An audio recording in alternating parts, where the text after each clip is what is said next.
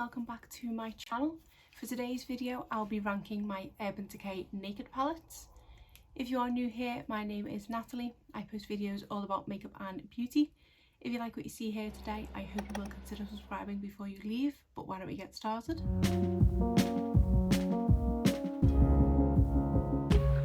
So I did start doing a ranking series on my channel of all my different eyeshadow palettes from different brands. I believe I have covered Colourpop and BH Cosmetics. I don't think I've done any others at this stage, so I thought I would do my Urban Decay palettes. When I had a look in my collection, it looks like the only palettes I have from Urban Decay now are my naked palettes, so that made it a bit easier to be ranking my naked palettes. I did used to own the Urban Decay Born to Run palette, but I have since decluttered that a good while ago, so if I was including that as an Urban Decay palette in my collection, that would obviously be the 6th palette in my ranking. So I do have 5 of the naked palettes. The 2 that I don't have are the Ultraviolet and the Cyber. And correct me if I'm wrong, but I do believe that is all of the naked palettes, which does mean that there are 7 of them in total. Like I say, correct me if I'm wrong, but I'm pretty sure that does cover all of them. So I do have 5 palettes to go over with you today. I would say that the Urban Decay Naked palette formula is definitely one of my all-time favourites. It is the formula that I reach for if I'm looking for a makeup look to last me all day, because I find that the longevity of these shadows is kind of second to none. I do have a couple of other odd palettes in my collection where the longevity is pretty good, but whenever I go back to using a naked palette, I see that when I get home after a long day, the look is still intact. It just always reminds me how fantastic this formula actually is. When it comes to the palettes that they are releasing under this naked umbrella, the last couple of releases, which have been the Ultraviolet and the Cyber, I don't think for me personally that they do kind of fit under that naked bracket. For me, the term naked is kind of more natural and things like that, but I know for them it is their best-selling formula, and to be honest, out of all of the naked palettes that I've tried, the formula is pretty consistent with them all. So I suppose in that respect, that's why they can stick to using the naked line even when the colour story doesn't necessarily fit that theme in that respect. I definitely did notice a difference with the Born to Run formula. That wasn't half as good as the naked formula. It didn't have as much staying power. Found that the shades in that palette just didn't blend as well. I know a lot of people do enjoy that palette, but I don't feel like that was as successful as a palette as a lot of the naked releases, so I can't kind of blame them for sticking that name on a lot of the releases that they are bringing out. But why don't we go over the 5 naked palettes in my collection so I can give you my ranking. I did struggle with the palette that I wanted to rank in 5th place because it was a toss-up between 2 of them. The palettes in positions 4 and 5 I've changed quite a few times between me getting these palettes out and actually starting this video. So the palette I'm putting in position 5 is the Naked Cherry palette. This is actually the palette that I do have on my eyes now, and that's why I ended up deciding to stick it in 5th place, because I was so torn between the one in 4th and this one. I decided to just use this one kind of one last time before making my decision, and it did cement the fact that I wanted to put it in 5th place. The reason for this is because these aren't the kind of shades that I reach for on a regular basis, especially these deeper tones here, which do have more of a purpley undertone to them. I just don't tend to reach for purpley shades. I don't feel like I can pull them off. These lighter shades here with the pinks and the kind of peaches and things, they're absolutely fine, but I do just struggle with these darker shades. As a whole, I do find it is a very cohesive palette, and I do really like the look that I achieved today. It's just for me not an everyday look. If I was wearing this for an everyday look, I would definitely be sticking down this end of the palette. Because I wanted to test as many of the shimmers as I could in this lid, I have actually got these 3 here: Bang Bang, Turn On and Ambitious. I have Feels in the crease, and then I think in my outer corner I have Devilish. I think, if not Bing, I think it was Devilish that I used. Out of this palette, my most used shade is definitely Feels. That's the one I more often than not go into the crease with, and that is a gorgeous pink shade. I don't tend to go for pink shadows as well as purple on a regular basis, but when I go for pinks, it is this more kind of mid-tone pink that I do like to go for. So whilst I do really like this palette and I do like reaching for it from time to time, it's definitely not an all-time favourite. Obviously the formula is, I just absolutely love the formula because of the colour story. Obviously with all 5 of these palettes, I do absolutely love the formula. There are some little inconsistencies in odd palettes, but other than that, across the board, the formula is fantastic. So These are kind of all personal opinions based on odd shades and colour stories more than anything. So for me, yeah, that's why I decided to put this one in the bottom. Whilst this is a pretty look and the palette itself performed pretty well, I did actually get a bit of fallout from one of these shades. I think it might have been Bang Bang, which is the one that I have kind of in the middle of my lid. I did get quite a bit of fallout from that one, so that's another reason why this one did go into 5th place. And also to note that I do still have the brush in its cellophane packaging because I just never seem to reach for the brushes from the Naked palettes. Perhaps if I put it with the rest of my brushes, I might reach for it. I'm actually intrigued as to how many of these palettes actually contain their brushes, because I do think it's probably going to be most of them. So in at 4th place, we have the Naked Heat palette. Again, it does contain the brush, but this one actually looks like it's been used. So this is a very warm toned palette and is a colour story that I did used to reach for a lot. This is a palette that was always ranked quite high in general in my palette collection, but as of late it has definitely slipped down the rankings, as I feel like I am drawn more to cool tone palettes at the moment. So I still do love this palette, I just don't feel as drawn to it as I once was. But comparing it to the Naked Cherry, I feel like this is one I can create more everyday looks out of it, because it's brown tones and they're more my kind of comfort zone than the pinks and purples.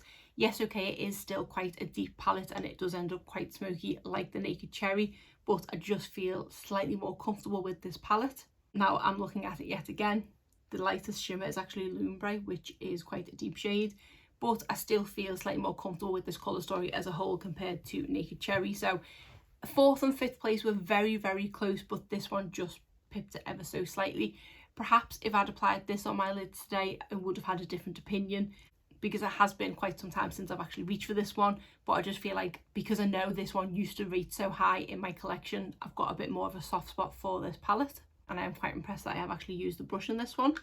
In at number 3, we have the Naked Wild West palette. This one is a fair mix of a colour story, and this one doesn't actually contain the brush, which means I've either put it to one side or it is actually with the rest of my brushes. I really like the colour story of this one because I feel like it is something a little different. A lot of palettes at the time were doing the kind of pop of blue in them, whereas this one went slightly different with pops of teal and kind of turquoisey shades. I like that this does have a little bit of everything. You've got the light neutrally shades here, you've got the deeper smoky shades, you've got those couple of pops of colour, and then you've got this really pretty kind of taupey shimmer here, which does pull into that cool tone look that I've kind of been going for.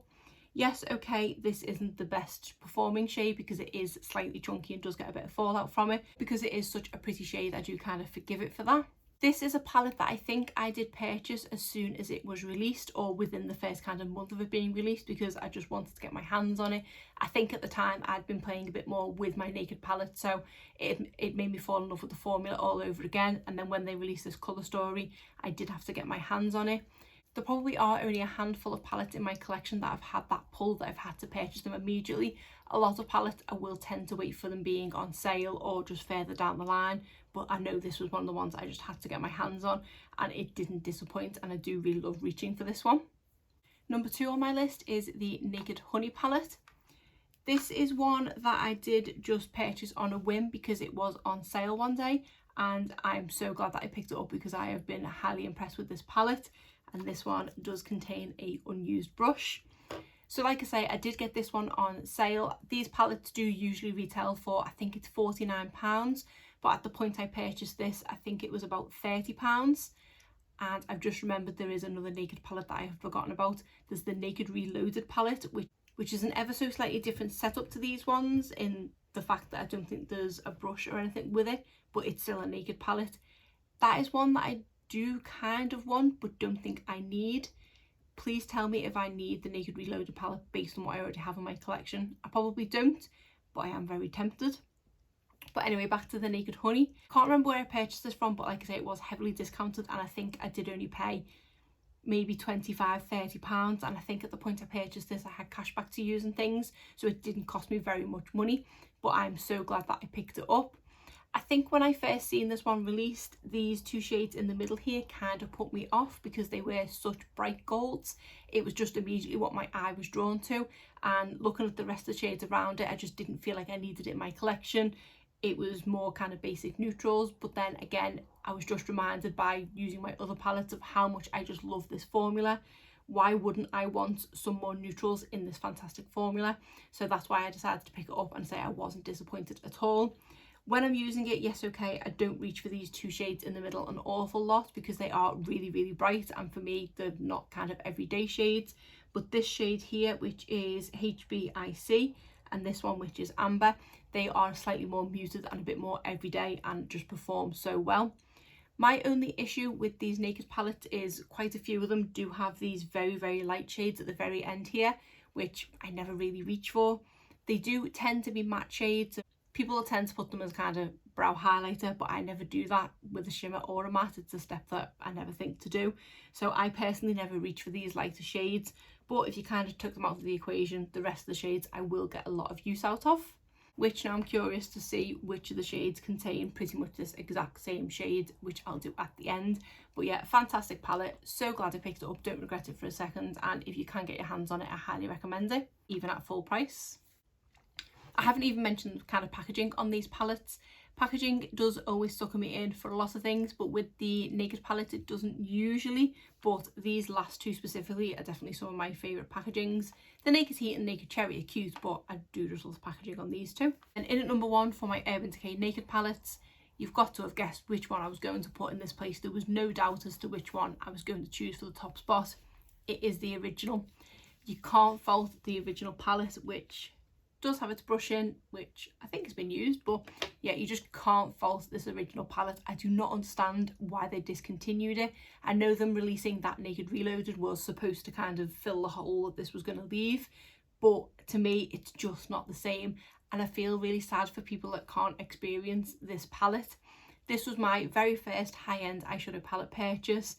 It is a very old palette, but it is one I don't think I will ever part with. And considering how old it is, I don't think it's in too bad of a nick. There's not too many marks on the outside packaging, and then the inside looks pretty good too still. But yeah, I just absolutely love this palette. This is for me a kind of safety blanket palette. If I'm ever in a pinch and just can't think what I want to do for a look, but I know I want it to last a long time, this is the palette I'll reach for, because I do have quite a lot of kind of go-to looks in this palette. Without doubt, my most reach for shades in here are Sin and Toasted. More often than not, they're the two that I'm kind of going in with on a look. But this is a palette that I do use pretty much most of the shades in here, except again, that very light one at the beginning and perhaps this Creep, which is a black. But I do reach for this Gunmetal shade occasionally as well, and it is really nice to kind of smoke a look out. But yeah, I say there was no doubt that this was going to be my number one palette. But like I said, curiously, I just want to compare this first shade in all of the palettes, because I'm going to presume it is pretty much identical, because I do think that all the palettes contain this kind of bone shade, which I personally never use. But I've seen people showing pictures of very used Naked palettes, and a lot of them do have pretty decent dips in this, so presume they do use it for a kind of brow bone highlight. I don't know how I'm physically going to show the shades in all the palettes, but we'll see how I get on.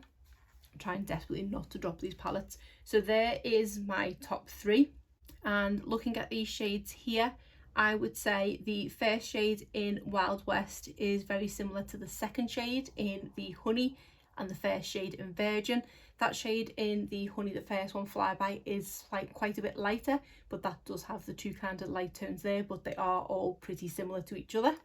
And then again in these two palettes, I feel like those first two shades are pretty much identical to each other. One is more of a bone shade and then one is ever so slightly deeper, but to me those first two shades in both these palettes are identical.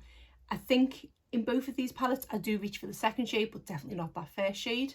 I'm probably going to reach for that once, if at all. But looking at them all together, they are very, very similar. So yeah, that is all 5 of my Urban Decay Naked palettes ranked.